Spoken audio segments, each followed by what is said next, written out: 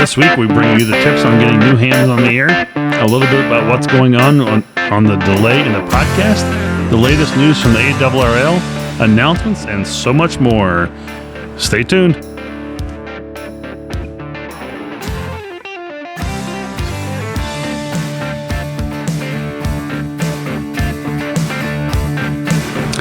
Hello and welcome to the Ham Radio Guide. Welcome to this podcast. It's your host Marvin W0MET. We're bringing you the latest of news, topics, and information each week right here to this show. And so we'll start off with a little bit of information about the delay in the podcast. And, it's been a very busy 2 months. I'm actually glad to get back to the show here and get to recording again. I decided to take, it was going to be about 2 weeks and end up being about 3 weeks of vacation in September. And that took me into the very last weekend. And then my club had a direction finding event that last Saturday in October.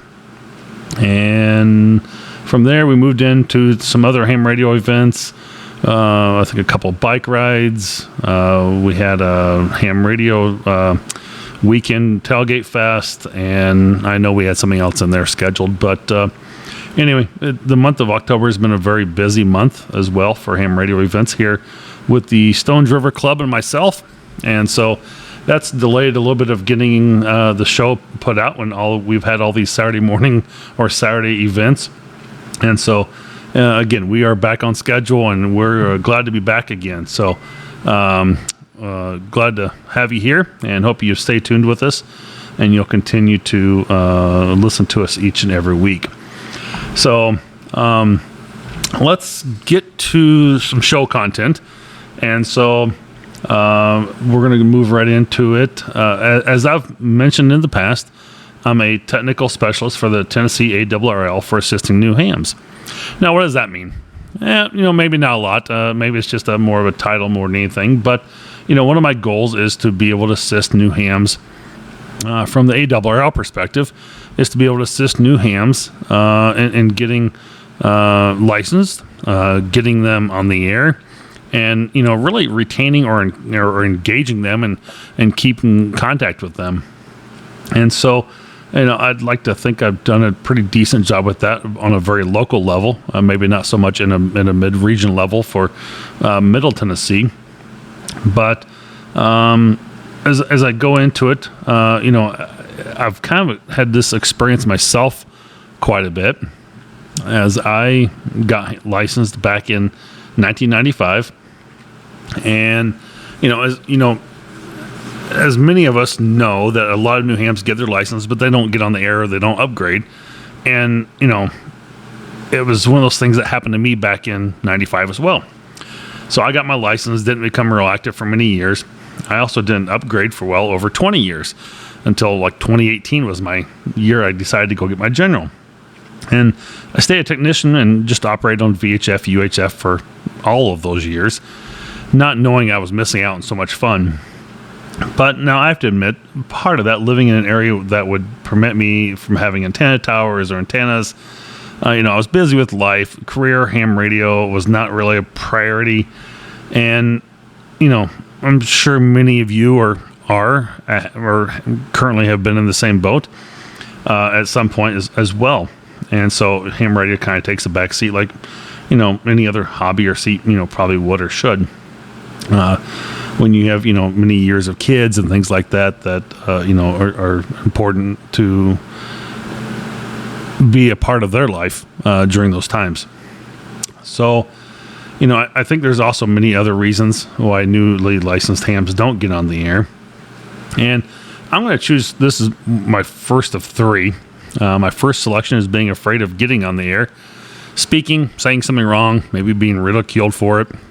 Now, I've had not had conversations like that, but I've heard conversations on local repeaters where, somebody said 10-4, and so they got, read the riot act for saying such a thing on the ham radio bands, and, this is not CB, and, they got into a whole detail. And so, that does become very discouraging for a new ham to be able to hear that and then have that happen. And, I can see why someone, it's like, well, if they're going to treat me like that, then I don't be a part of it. Other people,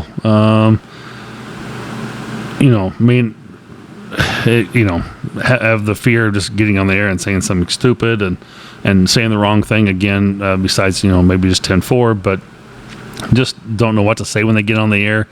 They don't really have the right procedure or know how to call out. Yeah, it teaches you a little bit in the technician license, but there's the book side of things, and then there's the real world, right? So, we always have that, but sometimes people listen and they kind of hear what people are saying. They start to get used to it, and then, they'll maybe start to warm up. And, like me, many times when I first got my handheld, I was out of the area. I didn't have a good way to reach the repeater. I had a little handheld. Don't remember what it was. I want to say it was one of the Kenwoods. But the fact that I couldn't reach the repeater very well until I moved into like the closer to the area, and when my parents went to visit the city or something, I could then reach it and have it with me, and try and listen and talk once in a while. And of course, I'd try and have like a little J-pole antenna as well. And then I think I finally was able to move up into a mobile where I could hit the repeater a little bit easier. So maybe I'd talk a little bit more often, but again, really didn't know anybody or know anything. I wasn't a part of any club. I was still very young and wasn't familiar with the area, repeaters and stuff that well. And, didn't know a whole lot about ham radio or what to do with it. What do I do from this point? I kind of got involved in a little bit of a Skywarn, but, so I kind of had some of that little ham radio adventure that some people, would have about, getting on the air. I can certainly know where they're coming from, and kind of experienced that when I was growing up in my first new years of being newly licensed. The second part is, I think sometimes we'll call it technology. Finding the local resources, the tools, the frequencies for the new handheld, getting it programmed.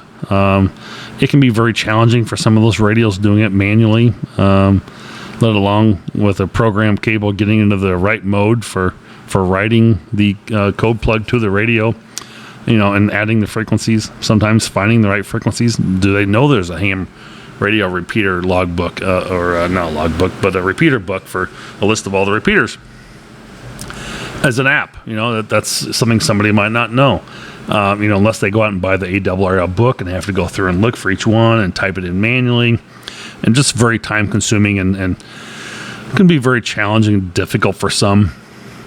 And so, that can be tough for people alone itself, especially if they're maybe a little older, getting their license, maybe not as familiar with it, never dealt with the radio or electronics much. So, that can be a lot, to take on as well for getting a radio set up. And sometimes people I've seen just do one or two frequencies because that's the only ones they know. That was what's local. That's what everybody talked about, right? That's where everybody was at. You could always hear them, the local repeater being busy with that one. Sometimes just having local resources, somebody that can help out. Now, in my club, I've been very engaging with people to be able to do that. People will reach out to the club quite often and say, hey, can you help me with this, or find somebody with this? And at the end of every meeting, we usually try and have a programming party of say, hey, someone's got a radio here, but I have a cable and I don't know what to program. I don't know how to do it. So, we'll help out people with that quite often. And that's always a cool feature to have as part of the club. So that's always good there. But it's not always just about getting the radio programmed or just not speaking on the air. But what do you do with it? What do you talk about? Obviously, sex, politics, and religion usually stay off those things. But who do you talk to? You don't necessarily have a new friend, but just get on there and call out your call sign. Sometimes can be the easiest way to do it. And somebody might come back and say, hey, oh yeah, no, I'm not familiar with your name. What's your name? And, have a conversation back and forth and just kind of start talking about that. And sometimes you might have the local president pipe into the message in here. Oh, hey, by the way, you should come to our next meeting.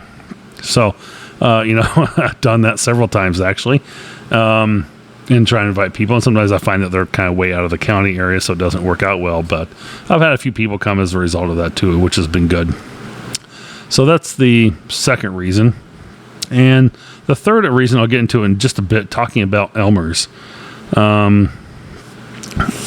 But before I do that, making the right choice for radio can also just alone be very difficult for a newly licensed ham to figure out which brand, model, features, the power. Maybe it is they're going to buy a mobile. What is the right mounting solution? How do I mount this? How do I wire it? I have a very nice vehicle. I don't I want to put it into a BMW. How do I put a radio in a BMW type thing? So now that's not the case for most people, but there's been situations where it's happened, and so sometimes just finding that can for new hams can be very interesting in itself. And so we always try to provide those resources again as a local club to new hams. Now, the way to really get into new hams is probably once you have them at your testing center or your session, whatever you're doing, if it's every month or every week, whenever you do those, that you can obtain their information right then and there, and you get that as part of the application process. You get their emails, and I would suggest getting them into what we consider like a boot camp or a new ham class. And the National Area Radio Society in New Hampshire goes even further in mentioning setting up an HF station, and some of the articles and training that they do. They run a boot camp, which is coming up November 13th, I think. And it's a day-long class, kind of a boot camp that I'll be doing virtually in 2 weeks. And so I probably won't have a podcast that week just because I will be in that boot camp class to see what it's a little bit about and how I can take some of those ideas and maybe make something like that happen here in Middle Tennessee where I am. And so, my goal would be to set up these classes or mini sessions with new hams, getting them scheduled right away, and as part of the testing after they get their license and they've passed, to help gain some of their interest. And so some of those events, depending on the time of year it may be, inviting them to the next field day, maybe your fox hunt. We could get them into DMR, digital radio modes such as JS8, FT4, FT8, or, even satellite operation can get a lot of new hams interested. The Stones River Amateur Radio Club, again, as the president, has had several members that are new and have taken up several of these different activities. As we have got newly licensed hams involved with things. And so we don't really hold the classes, but we do hold some of the other events I talked about there. And people do come and we certainly invite them all the time and invite the public to these events, which has been helpful as well. So I suggest once you have a group of new hams that you have licenses through testing, after the technician course, that you enroll them in a new technician course called maybe Getting on the Air. It's a perfect, just like the magazine, Getting on the Air. That magazine has a lot of great tools and stuff you could teach right out of that. You could almost use that as your manual in some ways. So I think this will help new hams that are just licensed explore and have time to get a high-level overview of knowledge on the many different activities, modes, and operations that are available through ham radio, rather than just the simple simplex or repeater modes that we normally have. Something that I experienced. Yes, even a newly licensed ham can talk around the world on DMR radio and make many new friends. So a lot of privileges and opportunity there for that to happen. So I think that's pretty cool in itself, that you can be a DMR and talk literally around the world on a DMR radio. So the suggestion would be that you take a 1 to 2 hour session going over like 4 different activities, maybe every half hour, or maybe every hour you switch from satellite to digital to contest to DMR and explore those topics. Maybe have 4 different little break off sessions with different groups, so you have smaller groups so they can kind of ask more questions and not feel so pressured or feel like they're going to ask a stupid question maybe in the larger group. So they might talk more and be more active and engaged in a smaller group. So having someone that specializes in each of these sections, teaching and sharing what they know and love about ham radio and why they particularly like that part of ham radio.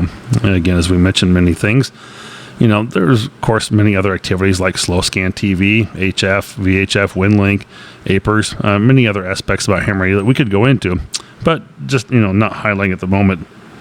So, these are the most common ones that we seem to get into most of the time. And so, another way you could do this is by license type, as those, that have HF privileges may like to know more about the HF WinLink, doing it over VHF, for example. So, it may be something that might be interested, for either those who are in HF don't know much about the VHF side of WinLink, or those in WinLink realize, I should upgrade my license because I can do HF over, I can do WinLink over HF, which is cool. So, different ways to look at that and different perspectives of the class, how you could handle that. But, always use this time to have the new hams get on the air and have people available to talk to them on the repeater, maybe either simplex or, so they get used to it and how they would hold that conversation using the actual radios, making them use their radio for that, or giving them the one to use if they don't have one. But, creating these mini sessions or classes will help teach specific skills related to ham radio, not just benefiting those newly licensed hams, but benefiting the community for emergency response, for any public communication, and of course their experience and knowledge and interest to retain and engage them longer and have them become part of your club. So I think this will certainly help. Now, my third and final reason, this is where I believe Elmers are those who have a wealth of knowledge and information, and we'll include it with experience in that, should share, but, obviously some that share have a difficult time on how to do that, as some people just aren't teachers. But having multiple instructors can help with that as part of those classes. For they can work off each other in that classroom or that session when someone stumbles and doesn't know a certain topic or a certain area.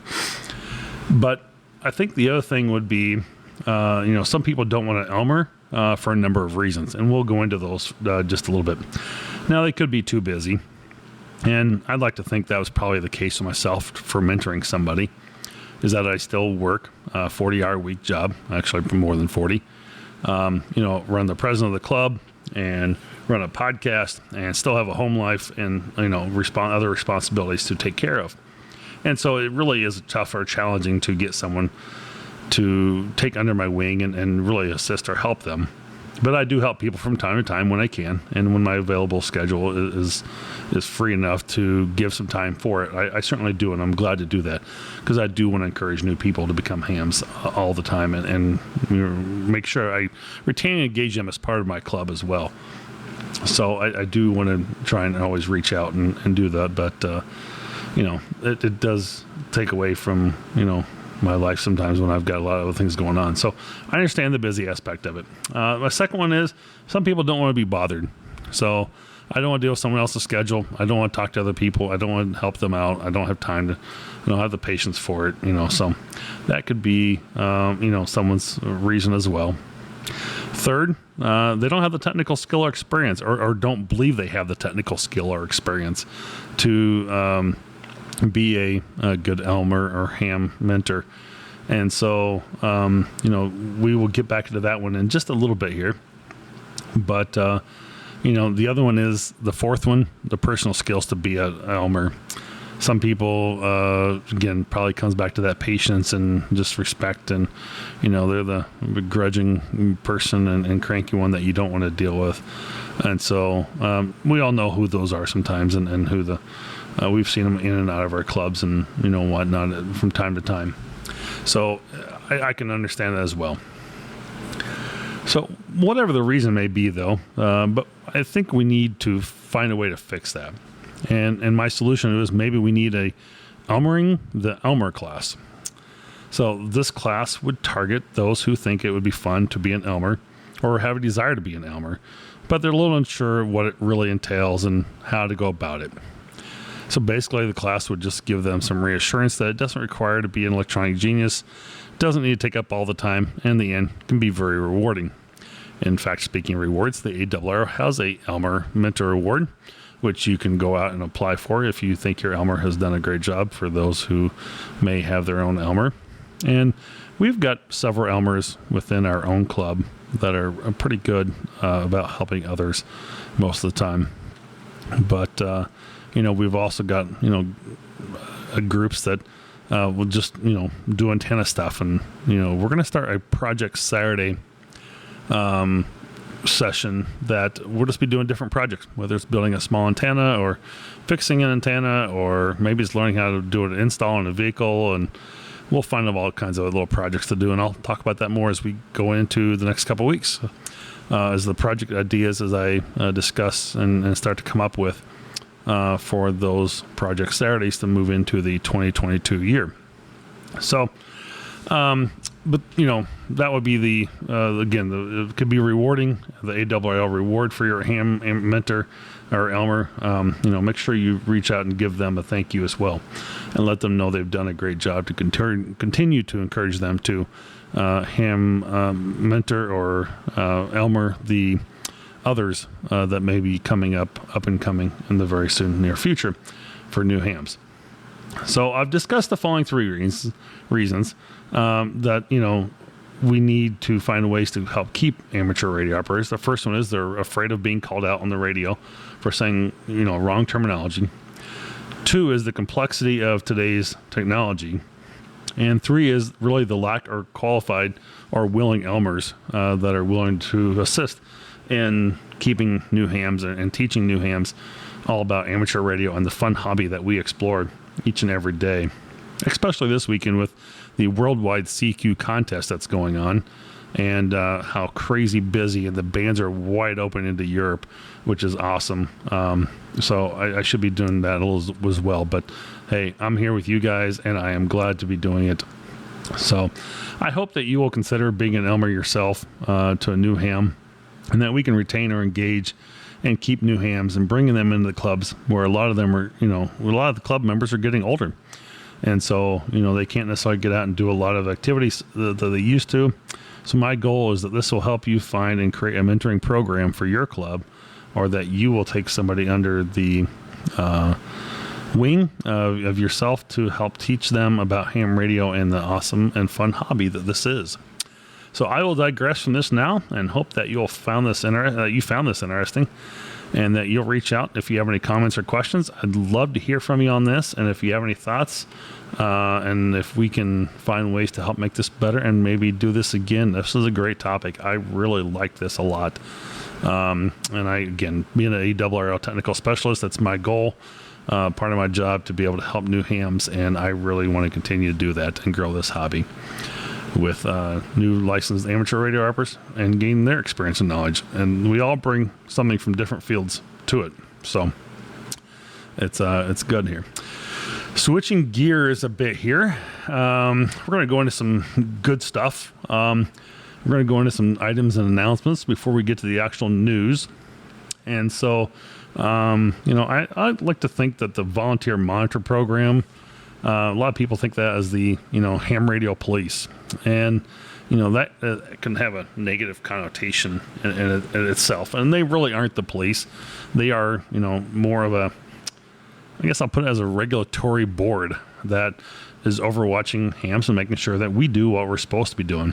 And so I found it quite interesting that they put out the September report here. I'm a little late in reporting this, but it's a joint, the volunteer monitoring program is a joint initiative between the ARRL and the FCC to enhance the compliance in amateur radio service. And that's really, I call it a regulatory board, but it really is just to make sure that we, enhance our compliance in amateur radio. And obviously, according to their report, they've had some issues out there. The September report of advisors sent out operators, advisories for operators operating out of their band. Technicians in multiple states received advisories. Boy, I can't get that word out this evening. Operating digital mode, FT8 on 20 meters. Obviously not in their band at all on a technician level. But you know what? Here's the best part of this. is that the advisory board sent out several good notices as well for assisting the operators for transmitter adjustments and procedures and helping other hams. So just what I got done talking about is that there was good things happening as well from the volunteer compliance program that they noticed and monitored. So good for them. So I'm very glad to hear that. The next thing is check out the ARRL YouTube channel. Now, this is new to me. I did not realize they had a ARRL YouTube channel. I love YouTube. Watch it a lot. Have a lot of good YouTubers on there in the ham radio community, and have a ton of good information out there as well. So ARRL HQ has their own channel as well. And they have launched a series of amateur radio technician class license courses, which is good.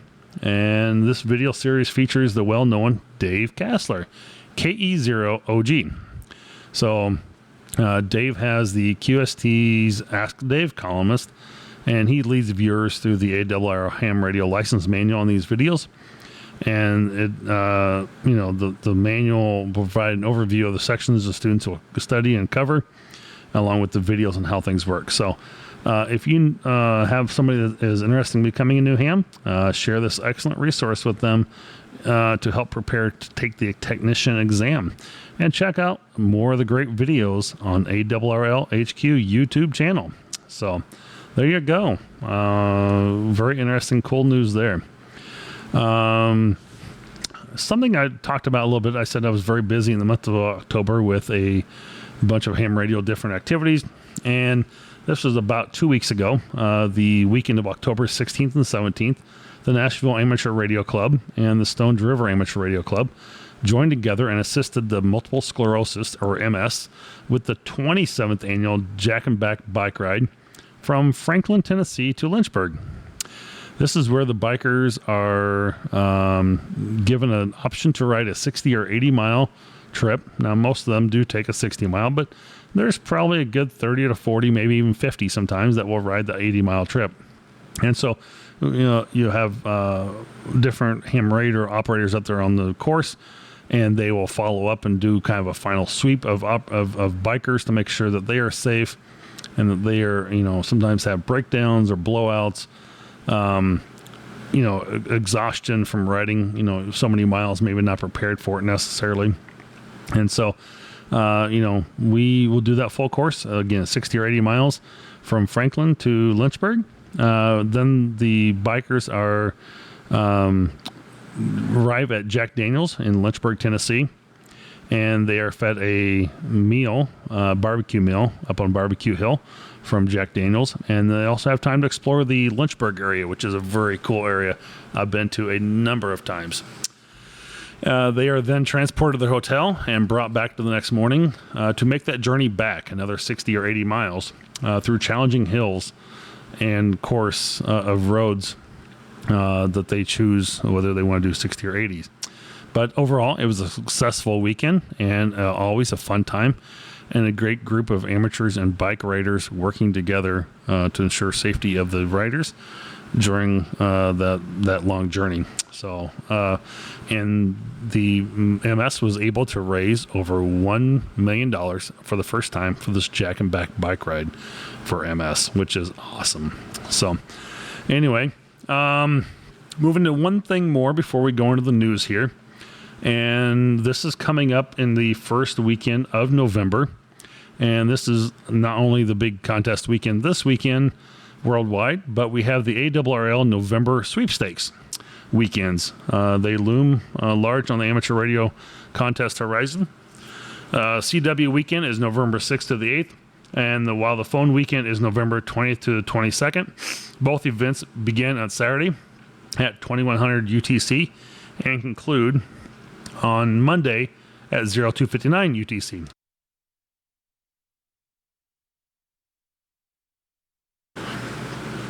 Apologize about that, a little sneeze there.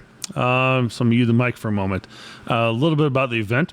The sweepstakes offers operating categories for every preference, and the goal for many seasons sweepstake operators is to complete a clean sweep by contacting all 84 ARRL radio amateurs of Canada And this exchange is for a contact pattern on the traffic handling terminology for both CW and phone events. And you have an exchange of sequential numbers. No leading zeros are required. For an example, or for an operating category, precedence, a call sign, the last 2 digits of your year, first license check, and the ARRL rack section. So that will be a fun contest to be able to take part of if you're into your contesting. And we'll move into the news here.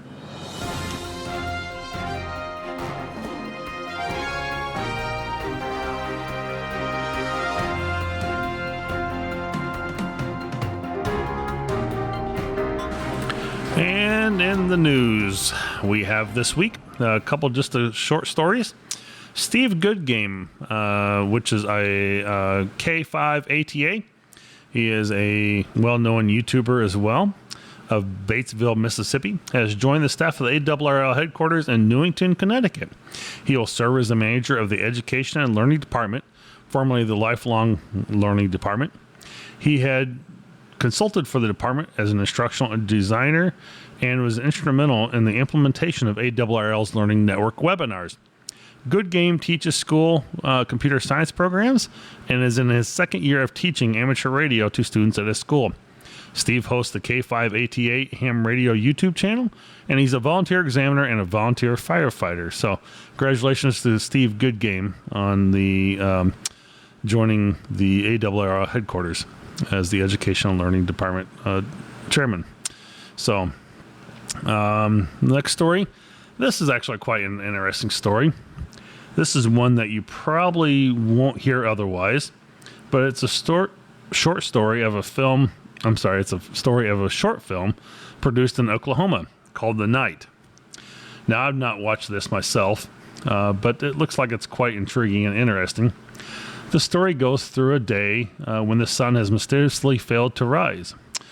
The one guy there's 2 kids involved here, and the one kid fires up his grandpa's ham radio, once thought to be a dinosaur, of information, but now it's their key to information. So you can find this short film on YouTube called Night 2 that is just 34 minutes long on YouTube. And so it should be kind of interesting to see that and what that is entailing. The Oklahoma section leader called it out as a great job to, promote amateur radio. So hopefully it's a good little 34-minute long film worth seeing in a short time here. I'll have to try and get into that and let you know maybe how it is. And my last and best story, this is highlighted in the ARRL news this week as this headline, and I'm going to continue to follow that. Can amateur radio handheld stop a train? Let's find out. The Texas Club averts a train disaster. Every year in the city of Weatherford, Parker County, Texas, the Peach Festival is held. As part of this festival, a bicycle ride, the Peach Pedal, is conducted, supported by the cooperative efforts of local amateur radio clubs and their volunteers. This is also in a joint operation with the Emergency Operations Center, the police, the fire. I mean, it's a big event that goes on, well known. The net control plan also called for Parker County RACE's operator to work the radios in the Parker County Emergency Operations Center. The operator would be able to help with radio traffic between fire EMS dispatchers, the bicycle rider amateur radio net control, and the county sheriff's deputies performing traffic control at busy intersections. So like I spoke about the Jack and Back bike ride, we had a number of SAGs out there sweeping the course and going, through to make sure everything was safe and following up with any additional riders that may be having some problems. A SAG happened to call out emergency. And continued to have dispatch traffic back and forth and advised a train was coming and that a lowboy semi, which is hauling a Caterpillar, was stuck on the tracks. Needed to stop the train. So they got on with the rail company and made a phone call to the company and said, hey, we got a train on, you got a semi on the tracks and a train is approaching. So having the ham operator in the Emergency Operations Center, they were able to quickly relate to the dispatcher to contact the rail company and get the train stopped. In the end, the train was able to stop just 30 yards shy of the trailer. Thanks to the amateurs in the field during that bike race, a disaster was averted. So, great job to that amateur radio operator for calling that out and catching that and saving what could have been a very bad accident for that train and that bulldozers on a lowboy to collide with each other. So that was well done. So, folks, this is the end of the show. I'm going to bring this week to a close. I hope that you've enjoyed it. Hope that you will submit and hit that subscribe button and share with friends. I hope you learned something as well this week, and that this will help you in your ham radio operations as well. As always, this is your buddy in the chair and on the air, the ham radio guy. I say 73, Mark W0 MAT.